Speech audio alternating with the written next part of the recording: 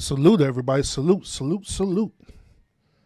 Happy Tuesday. Happy Tuesday. I am Urban, and I appreciate y'all tuning into this podcast today. Um, I have a one really good show in store for y'all today.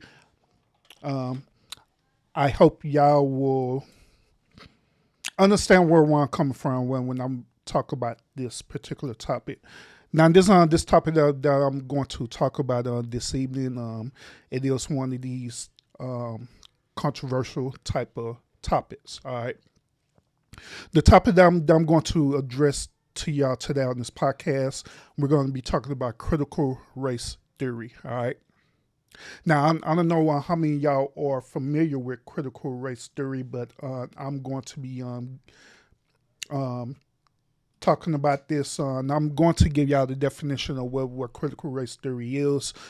Even furthermore, I'm going to take the stand on critical race theory too, which is my personal stance on it, is that I actually agree with critical race theory and I actually support it. And I support that critical race theory do need to be taught into the school systems, especially the public school system, as well in the higher educational system as well too, which is college and universities.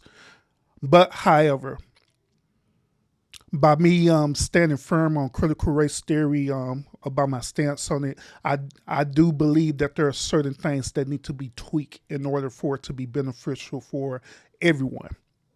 I'm gonna do my best to try to articulate all this to y'all tonight on this podcast. I'm gonna do my best to stay firm on my stance about it, and I'm going to address some type of issues or disparities dealing with critical race theory, especially the detractors who are against critical race theory. I'm going to address these issues, and we're just going to talk about it. We're going to have a discussion about it. So if y'all ready for it, we're going to go ahead and jump into this topic. Now, if you want to veer me right now, if you want either in the bushes, veer me, salute, welcome. Or if you going to catch the replay, salute and welcome to you as well, too. In either case, please hit that like button. Please support the stream, because that like button goes a long way. I'm telling y'all. And if you're capable of sharing out this stream tonight, then by all means, share it out. Share it out, because I believe this is one of these type of conversations that we need to talk about tonight on this podcast. All right. So without further ado, let's go ahead and jump into this topic. All right. Look like my volume a little bit loud. Let me turn myself down just a tad. All right. Cool. But yeah, let's go ahead and jump into this topic. All right. Now, what really made me dive into this conversation talking about critical race theory is because I was one day looking at TikTok like usual. As a matter of fact, me and Mrs. Urban, we do our normal thing, or where we just be either laying down in bed or whatever, and then we just be looking at TikTok. While I was looking at TikTok this particular night, I had ran across a very interesting video on TikTok. This video featured the actor Tom Hanks. Okay. Now, those of y'all who are not familiar with who Tom Hanks is, Tom Hanks, he's the actor. He's familiar with the popular movie Forrest Gump. He was in that movie Outcast. He was in the movie The Terminal, and all these other great movies there that he featured in, and he did a great role in it. All right. As a matter of fact, I believe he's in another movie too. Now, I believe that movie's on Netflix. I forgot the name of it, but it's also a really good movie too. But enough with plugging Tom Hanks. But I ran across this video with Tom Hanks, and he was talking about his recent experience of of finding out about the Tulsa massacre in Oklahoma. Those of you who are not familiar about the Tulsa massacre deals with when the government had came in and bombed up the city in Oklahoma, this certain area in Tulsa, Oklahoma, that black people call the Black Wall Street. All right. So he had did a recent interview talking about this. It talked about his disparity about the Tulsa massacre. So I'm going to play this footage, and I want y'all to hear what he had to say about this. And this is going to tie into the topic that we're going to talk about tonight, which is critical race theory. All right.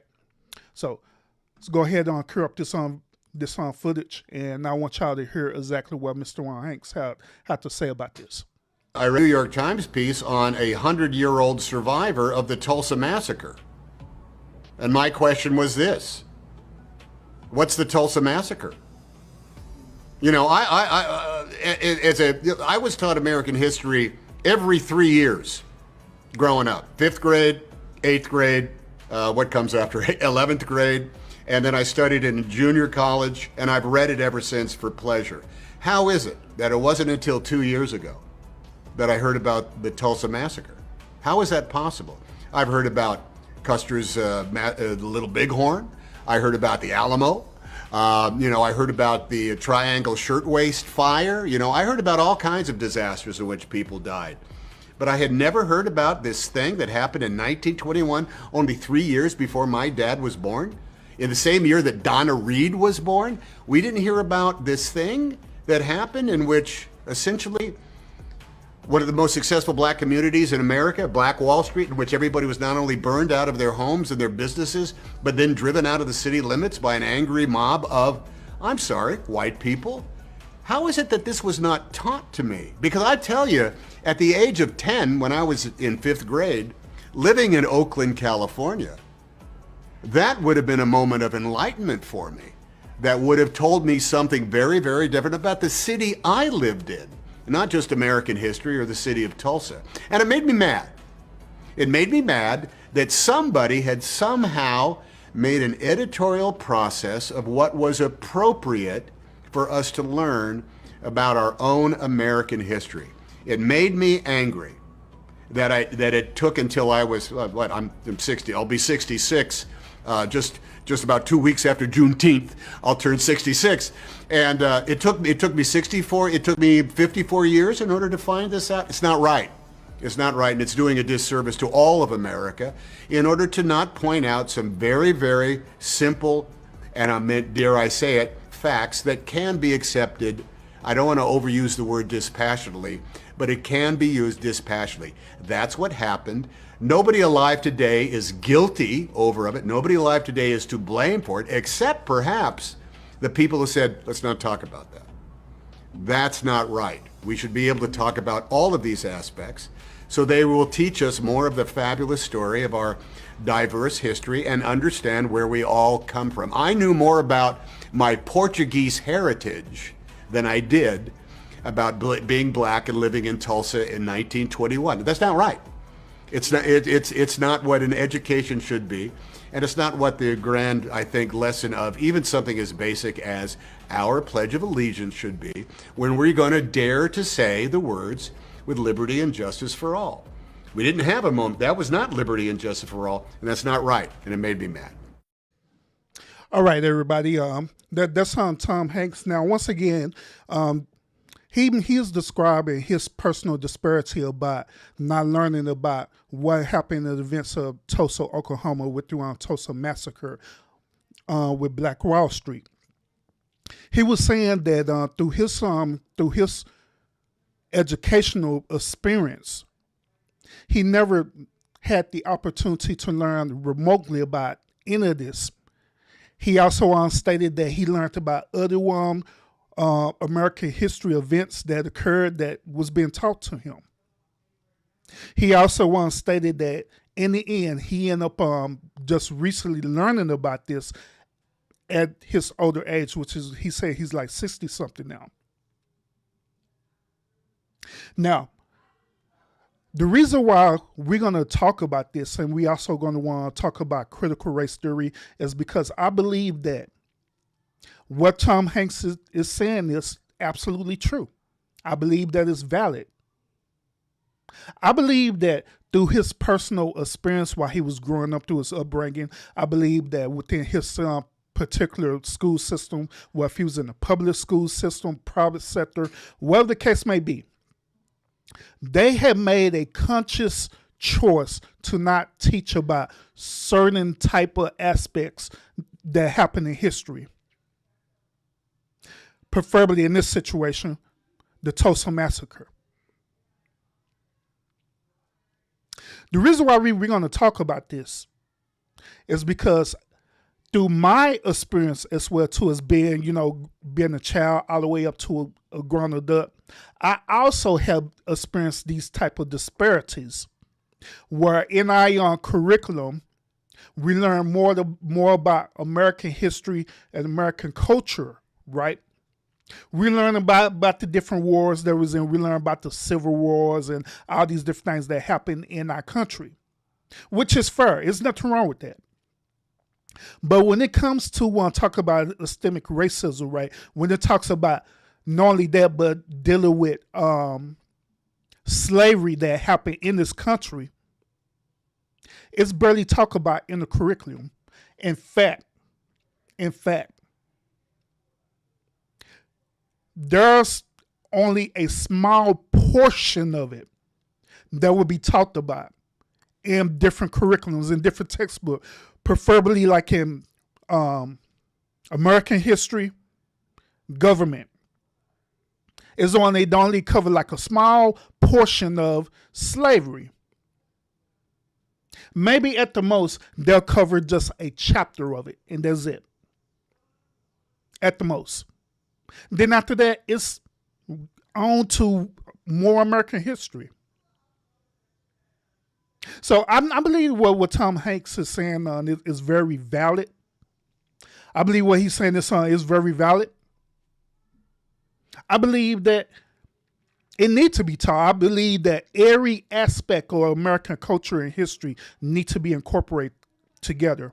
Now, I'm not saying that you should just create a whole textbook talk about slavery. I'm not talking about that. What I'm talking about, if we are saying that we are Americans and we're existing in this country as American, it is our duty as American to teach the full history, regardless if it's painful to talk about or not. Because learning about culture and learning about history, that is what's going to shape us as being Americans. That's going to shape us as being humans too. When you look at the history books and stuff, right, they don't sugarcoat about the things that they did. They don't sugarcoat about when the alleged pilgrims land into Pride Rock, and they don't sugarcoat them executing, the indigenous Indians who was in this land before them. They don't sugarcoat that. They don't sugarcoat about the Revolutionary Wars or the Civil Wars or anything like that. They don't sugarcoat that. They be as transparent as possible in the curriculum.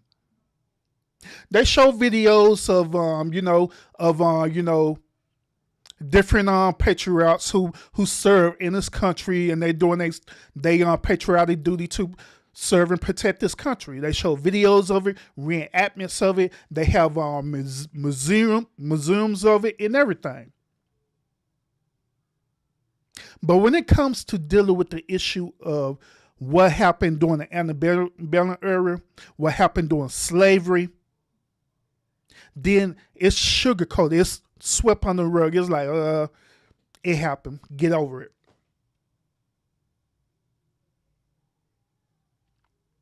And I believe that this thing need to be taught. It needs to be addressed.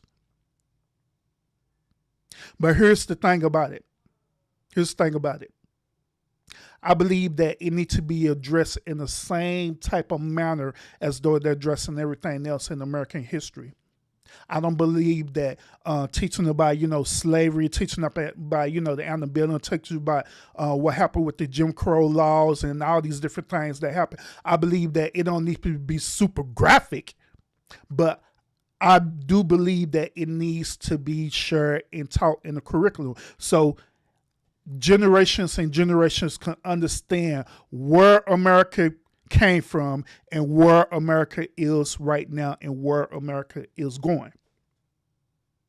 But the only way that's going to happen is that it's important for them to teach all aspect of history. Don't pick and choose where you want to add in and take away.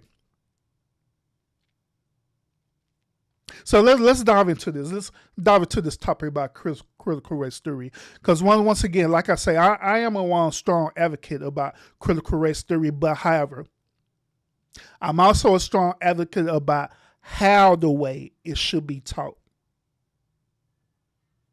Okay. There are certain things about critical race theory that is floating out there that is just not true. Okay. There are also certain things they're talking about critical race theory where people have created, you could call it factions, or they created a sub branch of it or whatever, which it does not tie into the actual theory and concept about critical race theory. Okay. So I'm going to want to go ahead and pull up this Wikipedia, because Wikipedia is the easiest thing that I can want to share with y'all, and it gives the best definition of critical race theory. All right. So I'm going to put up this wiki page and I'm going to show y'all the definition of what critical race theory is, and I'm going to expand on it even more. All right. While I'm doing that, don't forget y'all come in. If y'all coming in right now, hit that like button, share out this on stream as well too. So let's get into it. Need you to move out the way real quick, Tom Hanks. All right. So according to Wikipedia, right, critical race theory is a cross-disciplinary examination by social and civil rights scholars and activists of how laws, social and political movements, and media shaped by social conceptions of race and ethnicity. Now, the word critical in the name is an academic reference to critical thinking, critical theory, and scholarly criticism, rather than actual criticizing or blaming people. This is real important, all right, because one of the foundational arguments about people who are against critical race theory is that they feel like critical race theory is causing victim blaming. In other words, they're blaming the prior ancestors of this country about the things that happened during slavery, and they also saying that instead of people moving forward and moving on, they saying that critical race theory is keeping them in this same type of mentality, which that is not true. Now, once again, like I stated earlier, there are different sets of this critical race theory that actually do that. And their whole attention is to keep people in this particular mentality. But the actual true critical race theory does not do that. The true critical race theory in a simpler form is that all it is that it is basically examining the different things that happen during slavery. It's examining that. It's challenging that. And it's called for accountability for the next generation. So the next generation won't make this same mistake like what happened in the past. That's pretty much what it is. It's pretty much what critical race theory is. Now, so CLT is also used in sociology. And of course, y'all know I was going to talk about this because sociologists, to explain social, political, and legal structures and power distribution as though a lens focused on the concept of race and the experience of racism. Like, for example, CLT, it talks about a conceptual framework that examines the racial bias and laws and legal institutions, such as the highly disparate rates or incarceration in, the United States. Now, a key concept is intersectionally the way in which different forms of equality and identify and affected in interconnected race, class, gender, and disability. Okay. So just like I say, critical race theory is not what other people is trying to package it to be, where they're trying to package it to be another form of racial disparity. That's not what it is, but rather it is examining the different type of frameworks, it is examining the different things that happened in the past, talking about it in the present, so future generations won't make the same mistake. That's all it is. That's all it is. Now I'm gonna go a little bit deeper in this in a few minutes, but when I was on studying my degree in sociology, right? Critical race theory was actually introduced to me. All right. Once again, when I was studying my degree in sociology, critical race theory was actually introduced to me. Now, at first, I'm gonna be honest with y'all. First, when they would start talking about this concept about critical race theory, I didn't know what they was talking about because I wasn't familiar with it. Well, familiar with the concept of it. But as I started learning about it, and, in my sociology major, I started learning about it. Started learning about civil rights and different things like that. Learning about the behavior of the culture. That's when I started understanding what critical race theory is, what it entails, and what it is designed to do. Now, I want to share with y'all another story, and this is going to kind of piggyback with what Tom Hanks was saying earlier. All right.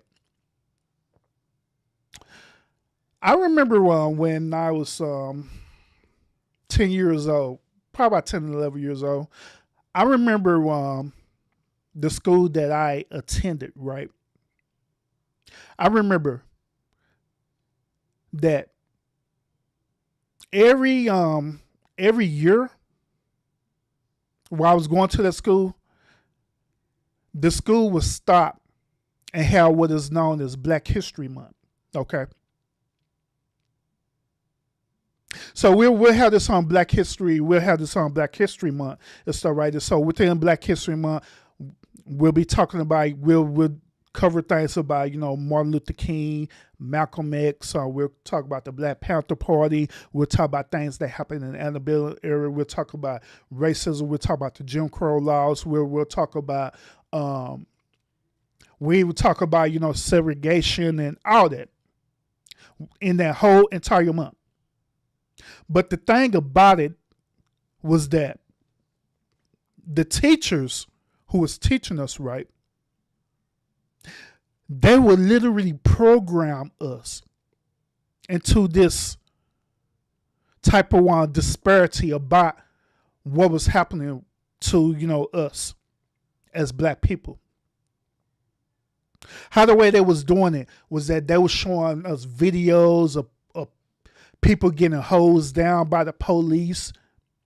They're showing us videos of people walking in where you had the signs where it say whites only there. They're showing videos of the police allowing German shepherds to go and attack people while they was protesting. They're showing videos of, different movies and stuff of people, being lynched in southern states. They're showing us all these different things, but the thing about it is that they wasn't given proper context about what was going on. All they was doing say, hey, these is what these white people did to us. And we want you to remember that. Don't trust them. That's what me and a lot of my peers got out of that when we was viewing these different footages, when we was when our teachers was teaching us about this. And some of y'all probably saying like, dang, they was teaching y'all that? Yeah, in the South, they was teaching us this. Yes, absolutely. Whole entire month dedicated teaching us about these things that was happening, systemic racism and everything. But just like I say, it didn't have a proper context behind it. They didn't teach a proper context behind it. So it put me and my peers in a certain mentality where normally we was looking at, people who wasn't of color a certain way, but furthermore, it put us into a certain level of fearing white people. Fearing that one day if we get pulled over by the police that same type of situation is going to happen to us. Fearing that we're going to be not going to be able to get certain type of jobs or careers because of the color of our skin.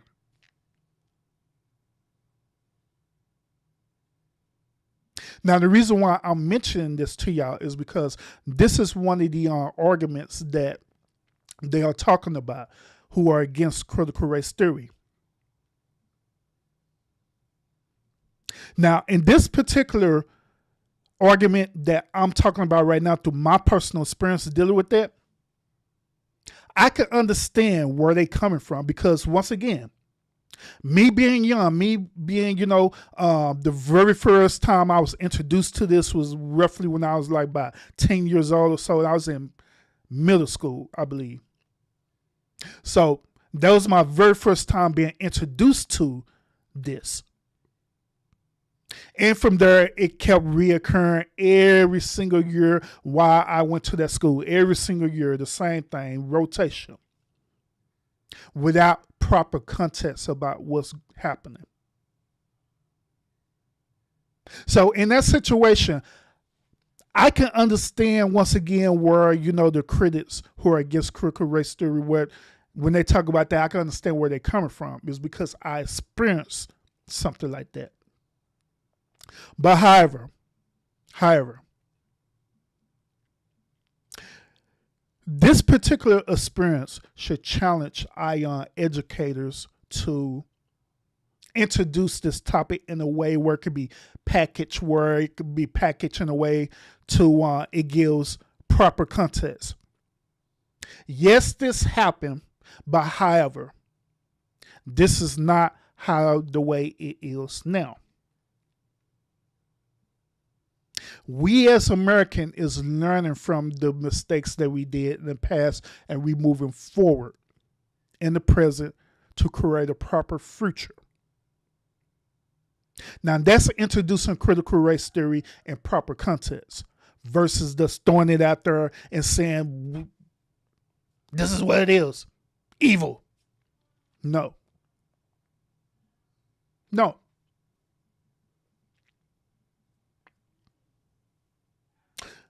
One of the other arguments about critical race theory is this. They say this. They said that critical race theory makes white people the villain, and they make black people the victim. It put them in the victim mentality.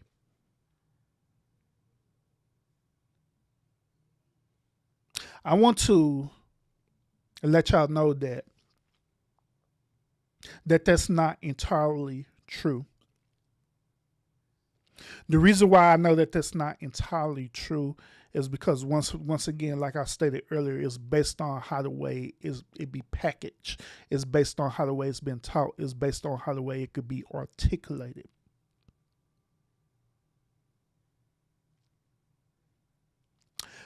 Some people they'll say that, well, if you say this, then it's gonna hurt. Yes.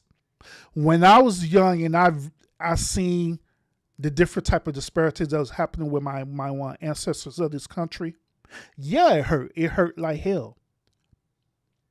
But however, it had taught an important lesson too. Long as it was packaged in the proper context, it taught a valuable lesson. There are things that we learn right now, that's dealing with life, where we experience different things in life, where these situations it will hurt. But at the same time, it could be a proper learning experience. For example, many of us, we have, different aspects of relationships that we have dealt with. Some of us have been in some toxic relationships where we end up going through that, experiencing that relationship, right? But however, when you got out of that relationship, when you realize that you're more worthy of a better relationship, guess what? You got out of that relationship and you learned from it. Same situation with things that dealt with in this country and dealing with critical race theory is that you see the things that happen and you learn from it. It may be hurtful when you see it, but with proper context, with proper teaching, that thing that hurt will become the greatest weapon that will help this country to move forward. Another one argument that they talking about, right? They talking about that critical race theory. It goes against things that Martin Luther King is talking about. Matter of fact, I have one video that I'm gonna want to cue up on for y'all on this that I found interesting. Let's view this video real quick, and I want y'all to hear this, all right? Because this is one of the main arguments that they say. Okay, so let's hear it. You think about what MLK stood for. He said he didn't want people judged on the color of their skin, but on the content of their character. I believe it was Martin Luther King that said, when he was talking about his children, that he didn't want his children to be judged on the color of their skin, but by the content of their character. Content of their character, not by the color of their skin. Content of our character, not the color of our skin. And the immortal words of Dr. Martin Luther King ring in our ears that we must judge others not by the color of their skin, but by the content of their character. The left wants us to constantly focus on skin color. It's destructive. Martin Luther King Jr. is rolling over in his grave. Now, this is the arguments that they're talking about. Their main focal argument is this right here, where they're talking about, well, didn't not Martin Luther King, who was a Negro teacher, a Negro pastor, did not he say that we shouldn't judge a person by the color of their skin, but the content of their character? So why not stick to this principle of thus judging people by the content of their character? Critical race theory is not doing that. Our critical race theory, once again, all it is doing is challenging the disparities that happened in the past, giving insight about it, so it can benefit the present and the future. That's pretty much what it is. I will also say this about critical race theory too, what it challenged. Now, part of the concept about the theory of critical race theory that I done learned about in my sociology studies is this: there are certain type of laws that are still embedded in this country that could be packaged as systemic racism. But you wouldn't know that if you're not a lawmaker. You wouldn't know that if you wasn't in the political area, right? So what critical race theory does is that these different scholars they know about these certain type of laws that are still existing even to this day, and they're challenging these certain type of laws and say like, hey, if we are moving forward as Americans, right, why do we still have a law that's saying this? Because also, let's fast forward, let's rewind back in the past. Back in the past, there was various laws, not only in the northern states, but in the southern states as well, where blacks couldn't do nothing at all. Slaves couldn't do nothing. You couldn't vote. You couldn't do nothing. There was various laws that are also saying that slaves were the property of the slave owners, of the slave masters. Claiming taxes on them and everything. And there are some laws in certain states where these certain things are still existing. So what critical race theory does is that these type of scholars who done dealt with this, right, who done went into the various laws of this country, they say, hey, whoa, hold up. Once again, if we're moving forward and we all consider ourselves as Americans, right, why do we still have this certain type of law and policy? If we move forward, we need to repeal this certain law or policy. We need to repeal that type of law or policy. But the reason why these critics have an issue with it is because these certain type of laws and policies that I'm talking about, it's helping them have what is known as a advantage over people. And they know that. They know it.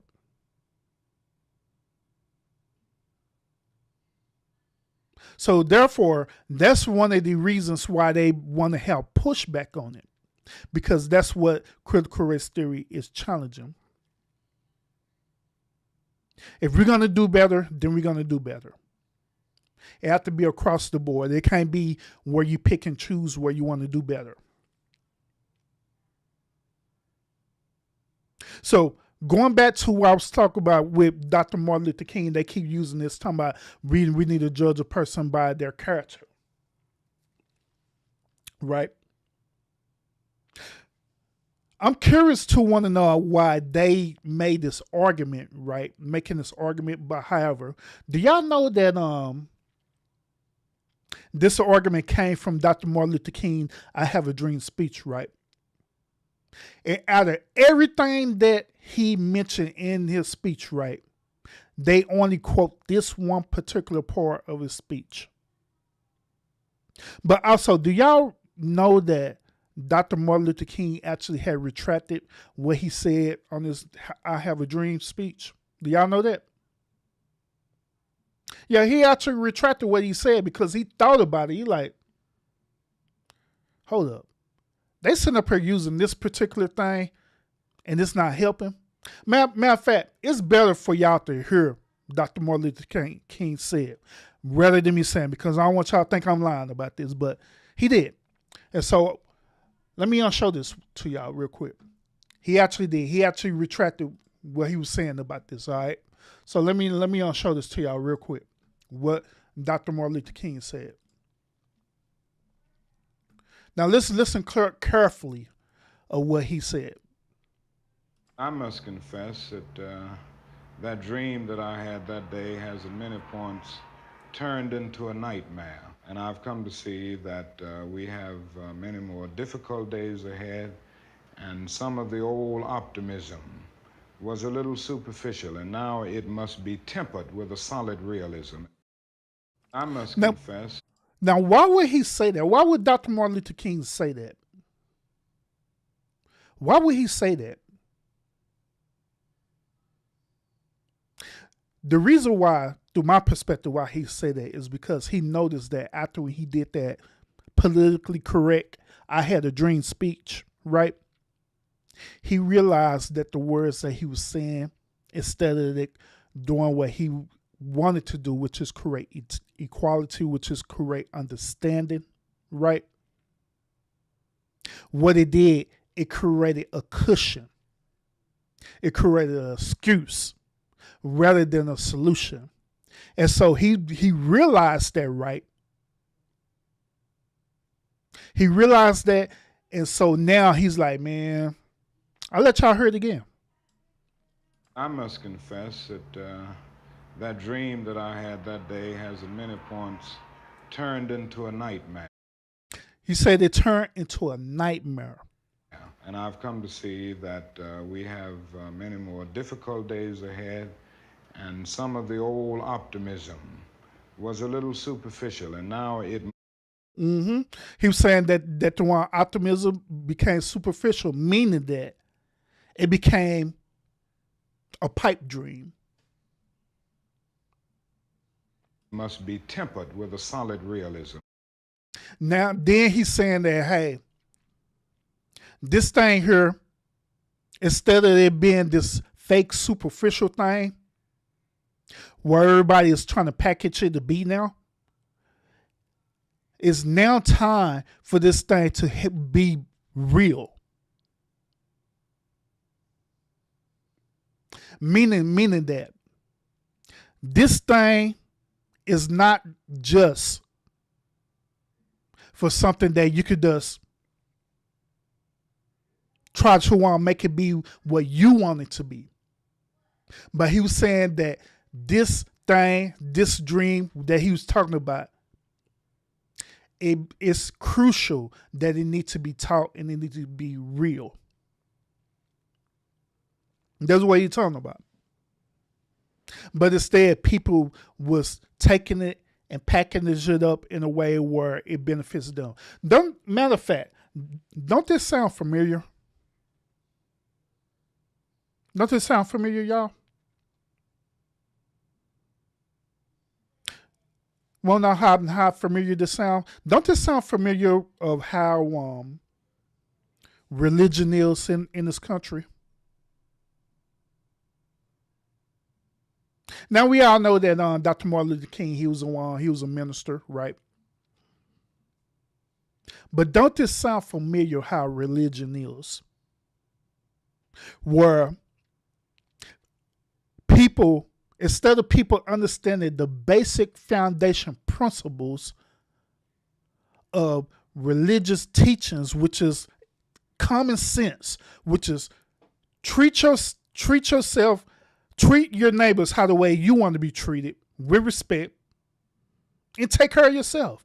That's it. That's the whole foundation of it. The whole foundation of religion, just talking about morality, what you would do for your fellow man. That's basically what it is, in a nutshell. But instead of just taking that simple understanding and applying it to your everyday life, we have people who took it and made it superficial, made it into these extremes. They made it to a extreme where forget just take care of your neighbor. You got to do all these other weird stuff too. You got to do sacrifices. You got to do this. You got to do that to prove that you're worthy of this.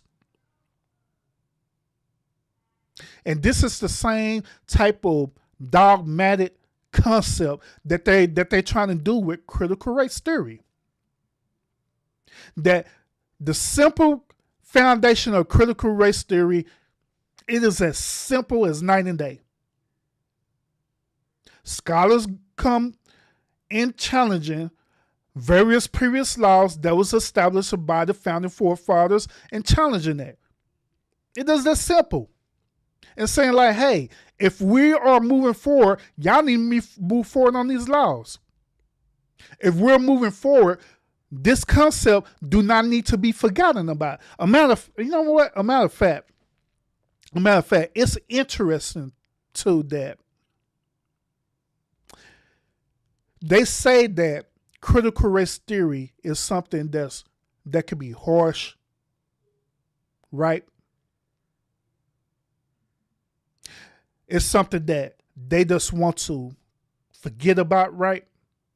But I find it interesting that yet and still, whenever situation happens in this country, they don't want us to forget about it. preferably what happened to us on September 11th. Ain't the whole notion of September 11th is to never forget?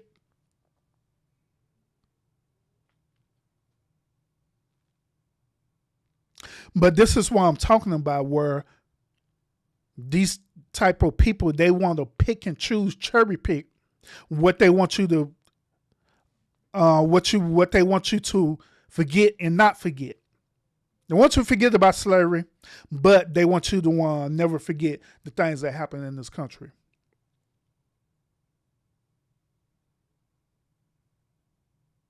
And this is the reason why things like critical race theory is existing right now, because of that.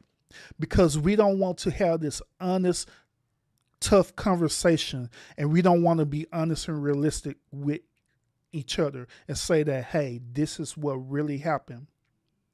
It is what it is. It happened. Let's incorporate this into American history, not to place the blame or do victim blaming or make people feel bad about it, but to get an understanding that this is part of our history as Americans, where we learn from this. We teach it, we learn from it, and we move on.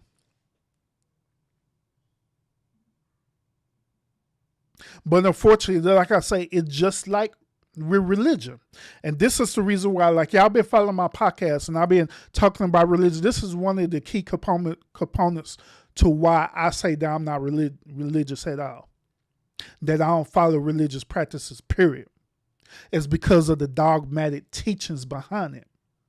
Because all the factions that are behind it. All the, as you say, denominations and all stuff that's behind it. Where they took something simple and made it so complicated when they don't need to be. Then their other argument is that with critical race theory, they were talking about, oh man, people gonna be doing things, so the people doing this and do that. The reason why people would do things like that, it don't have nothing to do with critical race theory, but it has to deal with that behavior of that person, period. Same thing with religion. People didn't have to go and conquer lands and murder people and do all the stuff what was all saying in the Bible. They didn't have to do that, but they chose to do that. They didn't have to do it, but they chose to do it. They chose that. Same thing right now in this country right now. It's certain people who choose to do some crazy and vile and wicked stuff. But they don't have nothing to do with critical race theory, have everything to do with that person. And that particular thing cannot prevent us from talking about critical race theory. Because if that be the case, then we shouldn't be talking about anything.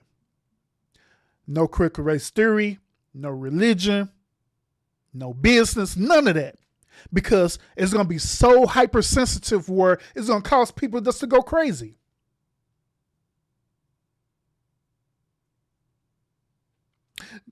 Do y'all hear how absurd it is?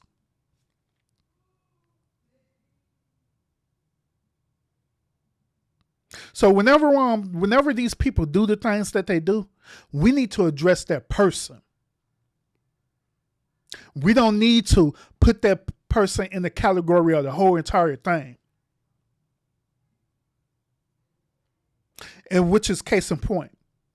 Just because the things that happened to us in the past with slavery, with my ancestors in the past with slavery, right? That doesn't give me the right to sit up here and look at every white person in this country and say that you're a slave master. Because it's not fair. It's unrealistic.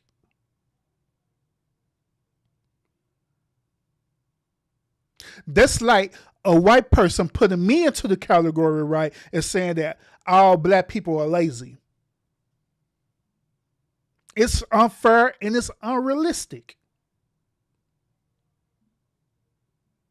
So we shouldn't do that to each other. So this other part about, where they talking about with Dr. Martin Luther King, that's talking about judge people about the contents of their character. I do agree with that. But we're not going to package that and label that just so you could say that there's something wrong with critical race theory. Now, just like I stated earlier too about religion, that's because I have my certain disparities about religion, right? I don't have no disparity about people who practice it. I don't look at a person who say, well, I'm Christian or I'm atheist or whatever. I don't look at them a certain type of way. But what I do is judge on them based on the type of religious practice they are. My thing is this, is that if you say that you're part of this practice or this religion, then you practice your religion the way that it is. Don't sugarcoat it.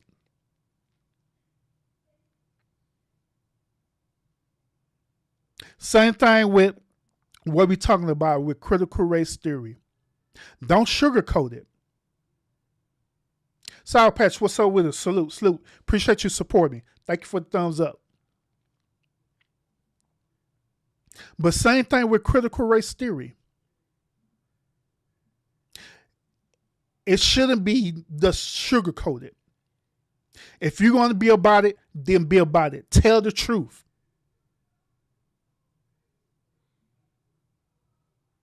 Now, I also believe that, with critical race theory, I also believe that critical race theory should be taught in the schools. But however, I think that it should be age appropriate. Now, the critics of critical race theory, they saying that the only way that critical race theory should be taught is only through, college and university. But I don't agree with that. I think it start at an age appropriate range, which is starting in high school, to be honest. Because like I shared with y'all earlier, right? I shared with y'all earlier that when I was growing up in Texas, right, they was teaching us about slavery and the antebellum era, everything, while I was in middle school. They were showing us videos of our ancestors getting hosed down by water hose and getting attacked by German shepherds, and the white only signs, the color only signs, had us watching videos for a whole entire month. And I think that wasn't age appropriate for our particular age range because we didn't understand what was going on. And on top of that, the people who was teaching us didn't give us proper context about it neither. So I believe that critical race theory, when it's taught properly, that it should start off at least at high school. Freshman year of high school, start teaching about it in history. It should be incorporated in history. It shouldn't be no separation from it. That is, like right now, there are different books and stuff that talk about slavery and critical race theory, separate books and stuff. I think that is ridiculous. I think it should be all incorporated into American history, period.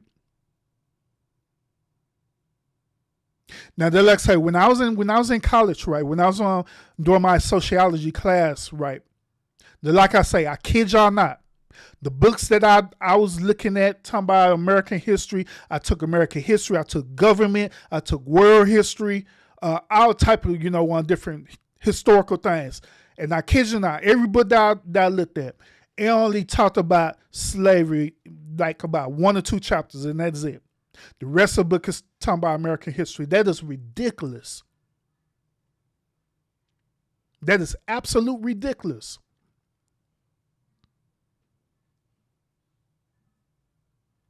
So it's not going to stop. It's not going to create this whole uproar about people learning about your culture, learning about what happened. It's not.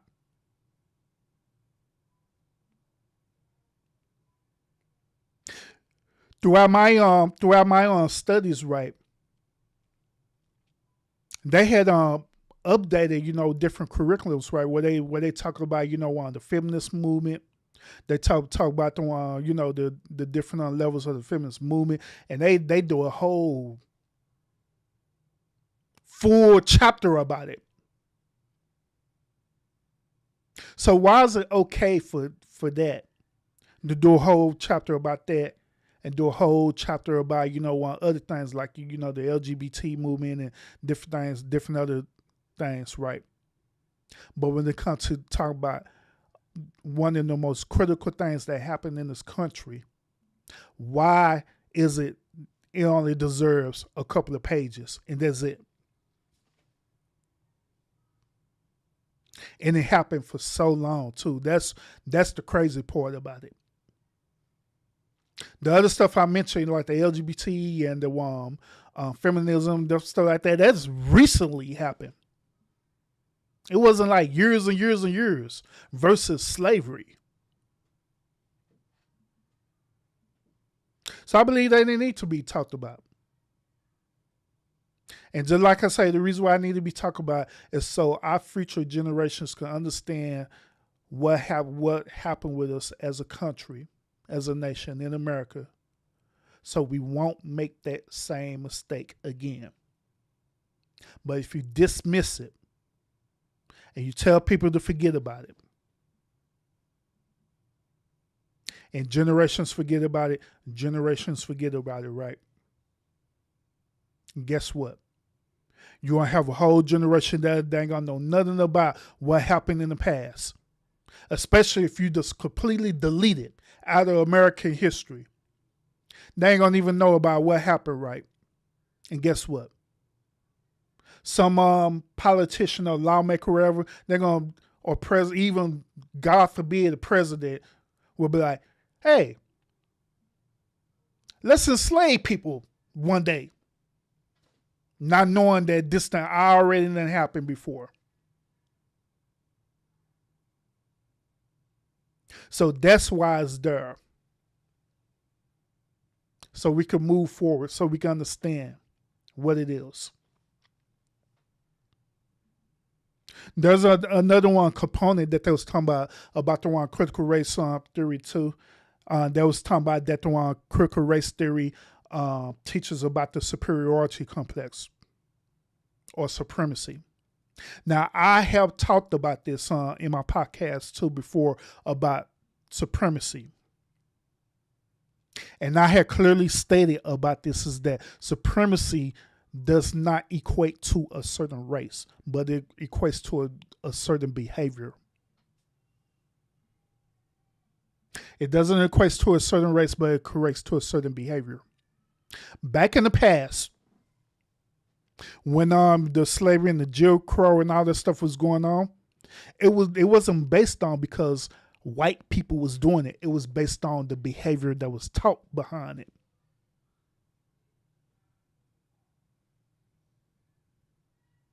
Same as that thing that I was talking about the feminist movie where these same men was treating their women like slaves too. But it was based on not their race or their skin color. It was based on the behavior of it.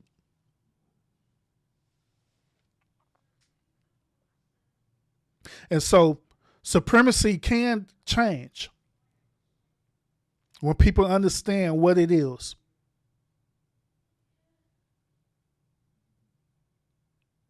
This is why I also say that anybody could be a supremacist.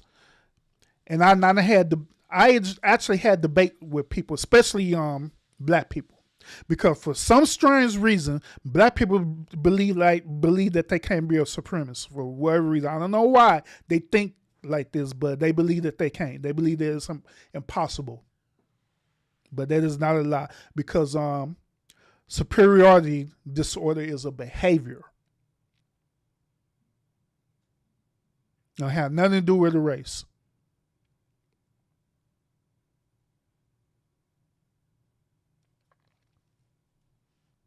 Has nothing to do with a race whatsoever. Now, one last thing I want to touch on too, before I end this podcast is that one other one component that they was talking about with critical race theory, they was talking about that some was trying to incorporate critical race theory into the actual workplace.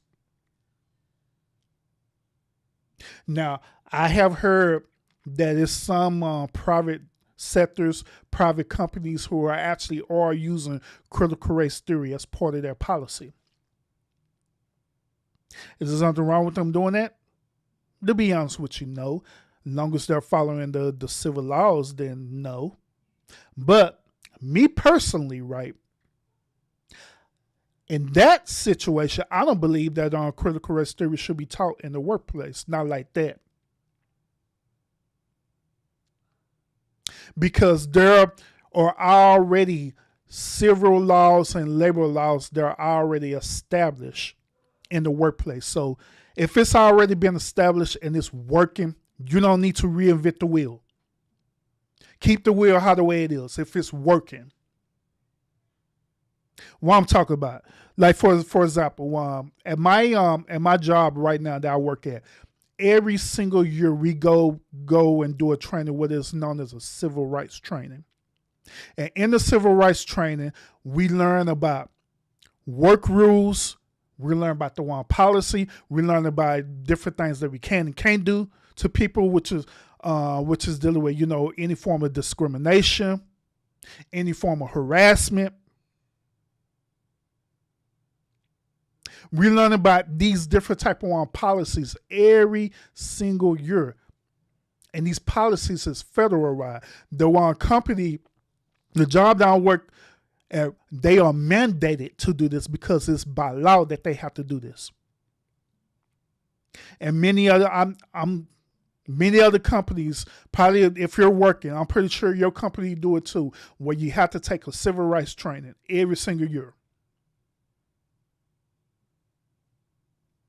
So since we have that, right, you don't necessarily have to teach critical race theory in that aspect for us business-wise.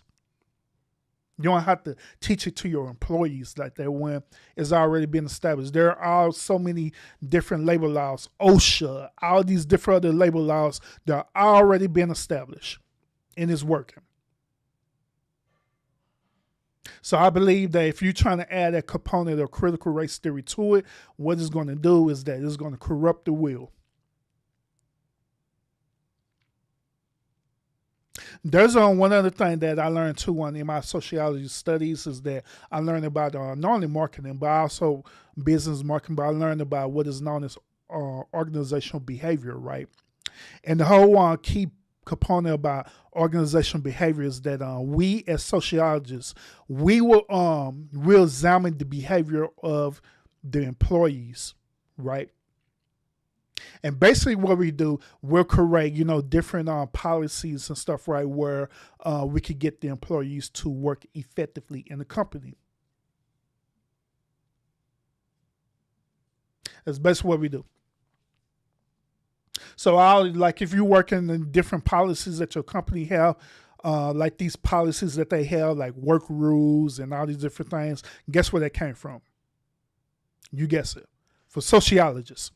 Because we didn't did that, we just surveyed that and we implemented certain type of policies, which is known to us as organizational behavior. Certain trainings that upper level management does, they learned it from sociology, from sociologists. Because that's what we taught.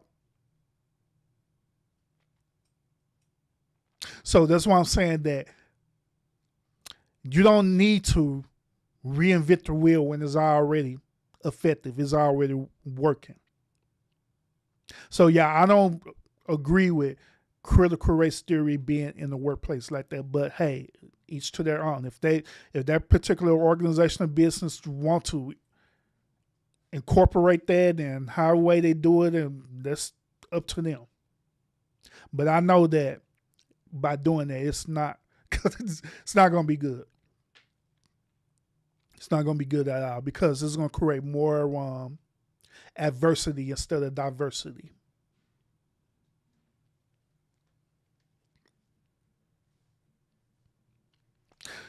So, did I cover everything? I got my notes today, y'all. Oh, there's some oh yeah, I forgot about this too, yeah. Okay. Another argument that they talking about for us with critical race theory is this. They said it's going to create disparities with interracial couples and also with mixed children. Now, I believe that this is a very interesting argument because I have experience, even personally, I have experienced interracial couples and stuff, right, where, they start talking about, critical race theory, and they start introduce things that happened in slavery and, different things like that, and it creates a disparity in their relationship. Then their children end up going to school and learning about this, and their children become confused because their one children are mixed.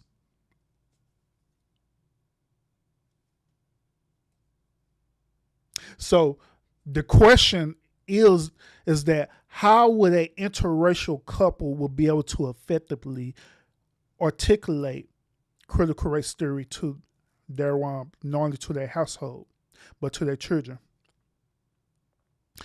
I say this is that it should be effective the same exact way as any other person teaching, but just like I say, it have to be articulated in a way where it's not creating this type of disparity where you feel uncomfortable, where you feel like the person is a victim and the other one race people is a bully.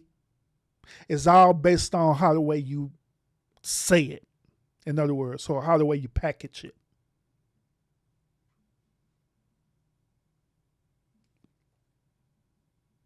But at the end of the day, that deals with that parent and that parent understanding about how they feel about racism and race. I honestly also believe that a lot of interracial couples and stuff, right? I honestly believe that they don't have this actual conversation with each other. While they dating and then they get married, they don't have this realistic conversation. I'm talking about a true realistic conversation about, hey, I'm black, you're white. These are the things that I deal with being a white person. These are the things that I deal with by being a black person. Let's meet together to actually have a real adult conversation about this disparity, these differences that we have experienced, and bring it all together and figure this thing out where we can meet right in the middle, and it's not going to affect our relationship. But I believe that a lot of these couples do not have that honest and realistic conversation. I believe that some of these couples, not all of them, but I believe that some of these couples, the reason why they do interracial dating and relationships is because they want to go against the grain. They want to go against the status quo.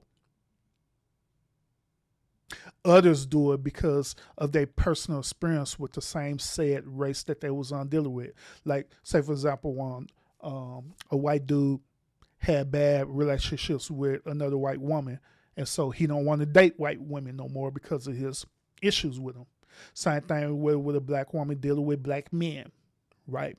Where she done had so much toxic issues with black men, she don't want to date black men no more, so she want to do something different.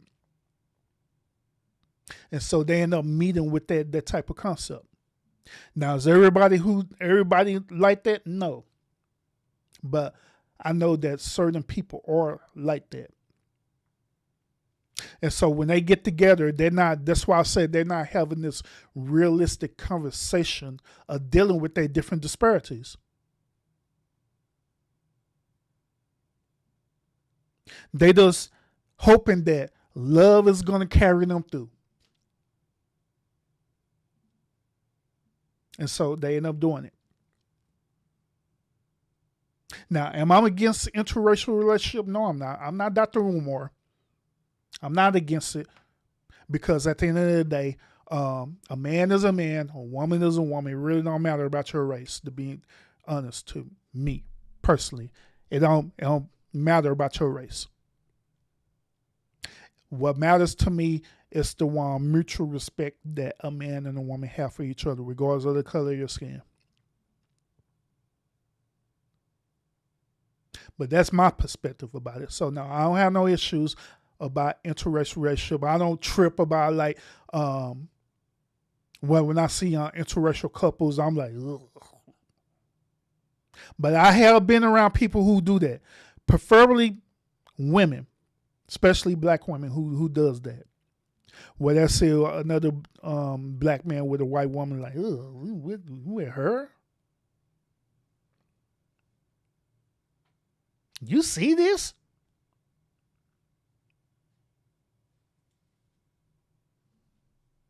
So, yeah. But that pretty much, I had like other videos I'm going to show y'all, but you know what? I going to show it to y'all. I'm going to show this on another video, right? All right. And I want y'all to listen to this on this woman's perspective, okay? County. And this is the reason why I believe that critical race theory needs to be taught in school. Because when you have a person like this lady here, and she's on one of those women who advocates against critical race theory, but at the same time in her mouth she's sitting up here saying that you shouldn't be judged by the color of your skin, but the content of your character. But however, she made a full racial comment saying that it's based on how the way these young men are dressed.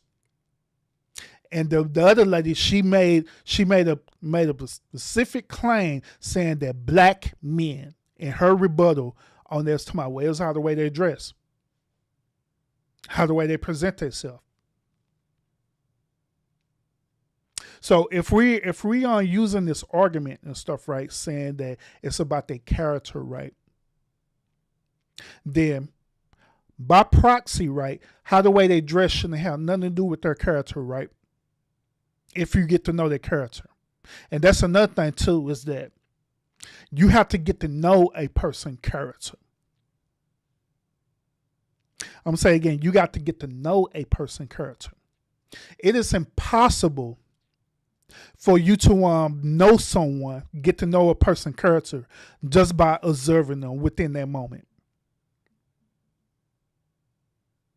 And that's what happened in these particular situations, is that people observe other people within that moment and make an observation about them and judge and call it judging their character.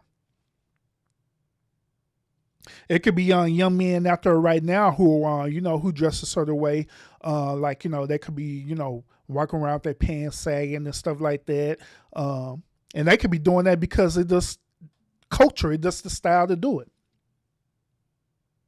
Not knowing that this dude is very well articulate, this dude is very well educated, have a master's degree and everything, but he's just dressing like this, doesn't be dressing like that. But you wouldn't know that unless you really get to know that person. That's how the way you truly know a person's character, is by you really getting to know them. But unfortunately, people don't really get to know people. They know people within the moment and thinking that that's their actual character or who they are, when that is not true. And sad to say that it's a lot of people just like this woman who had this type of behavior. And once again, I'm not looking at this woman for her race or anything like that. I'm looking at her as a woman. And it's sad that it's like that. But yet and still, we want to still go back and use what Martin Luther King said. We don't want to judge about the color of the skin, but the contents of our character. But you don't even take time out to get to know that person, to see what type of characteristics that they have.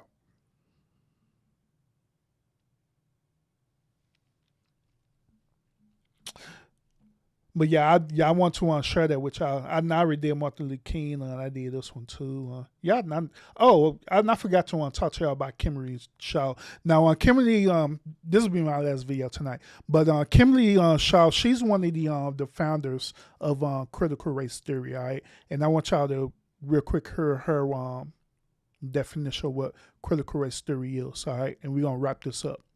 Says, let's pay attention to what has happened in this country and how what has happened in this country is continuing to create differential outcomes so we can become that country that we say we are. So critical race theory is not anti-patriotic. In fact, it is more patriotic than those who are opposed to it because we believe in the 13th and the 14th and the 15th Amendment. We believe in the promises of equality, and we know we can't get there if we can't confront and talk honestly about inequality. Yeah, facts. And that pretty much sums up what I was saying about critical race theory as well too, and that's why I'm a firm advocate for it. Is that when critical race theory is taught in its proper context, it is very beneficial for us in this country because it is vital for us not to forget what happened in the past. Not only not to forget about it, but to learn from it and move forward. And that's basically what critical race theory teaches. I think if we were to us as sociologists, I think that if we were to package this differently, right?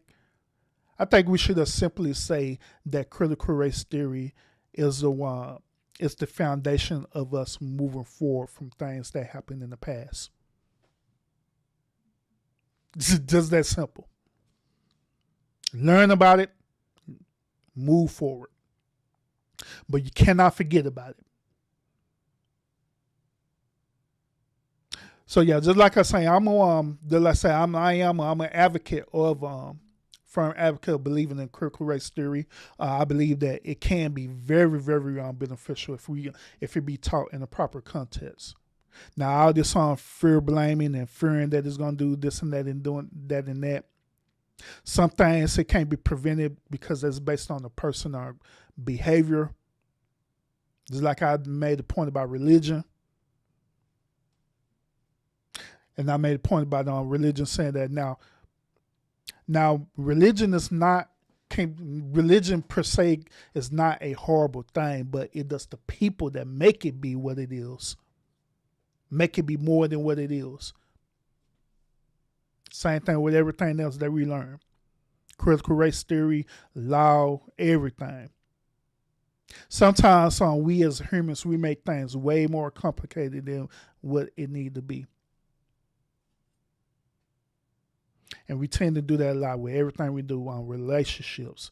Make relationships way more harder than what it need to be.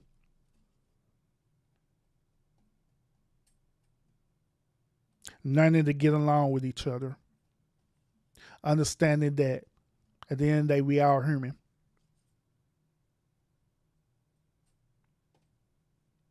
So, what would y'all think about critical race theory? Like I say, and I try to do my best to try to articulate this to the best of my ability.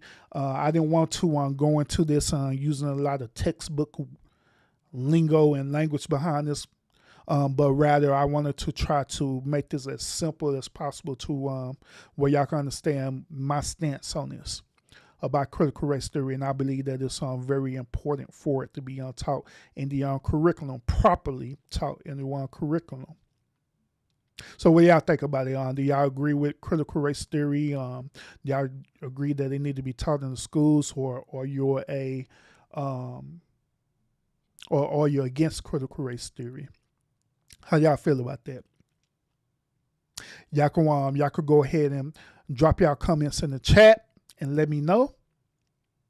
But until then, I'll see y'all again on the next episode on this podcast. All right. Tomorrow on the podcast, I will be talking about Derrick Jackson again. So tune in tomorrow night, 8:30 Central Standard Time for that podcast. But other than that, thank y'all so much for tuning into the show. Thank everyone who stop by on Sweet Rita Thank you so much, sweetheart, for stopping by Sour Patch. Everyone who came in and did a thumbs up and sharing, thank you so much for that too. Till then, I'll see y'all again on the next episode. Y'all have a great and wonderful night.